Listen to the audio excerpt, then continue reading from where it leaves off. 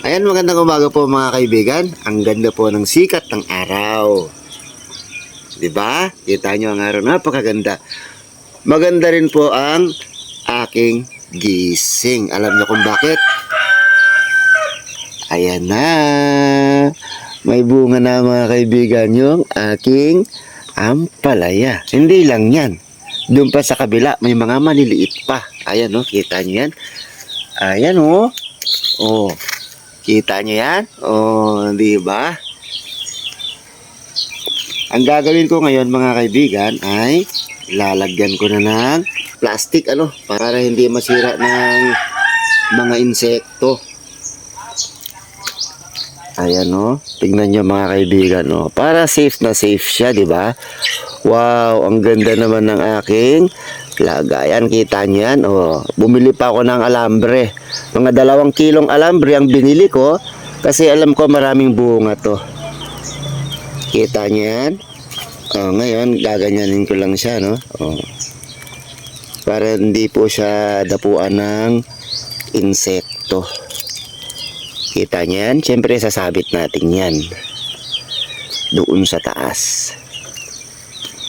Ayan, wow, ang ganda kita nyo? Safe na siya mga kaibigan, di ba? Hindi napapasok ng insekto diyan. Lagyan natin ng hangin. Ayan di ba? Meron pa tayong isa ron, babalutan din natin 'yan mga kaibigan. Siyempre, ito yung unang bunga mga kaibigan ng aking tanim na ampalaya. Siyempre, alagaan natin 'to. Ayan dahan-dahan. Marami na mga kaibigan ng bunga, kaso maliliit pa. Pero ito, gusto ko lang ma-safe talaga yung bunga ng aking ampalaya. Kasi isa nga po ito sa aking gustong gulay din nilalagyan ng itlog. Minsan iniihaw ko rin po ito mga kaibigan, kung naniniwala kayo. Pero totoo po, iniihaw ko po ang ampalaya. Lalo kung may bagoong, ayan, bagoong isda. Sinasawsaw ko lang po yan. Ayan. Happy ako dahil nakikita ko na ang aking tanim na may bunga. So ayan mga kaibigan, di ba? Ang saya, ang saya-saya ko kasi nagkaroon na ng bunga yung aking ampalaya.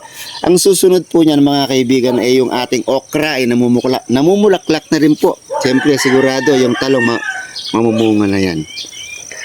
Ito mga kaibigan ito pa. Asan yung isa?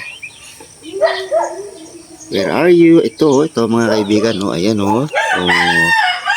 diba? Lalagyan din natin ng plastic yan. Siya mga kaibigan, magandang umaga po sa inyo lahat. Ingat po kayo palagi.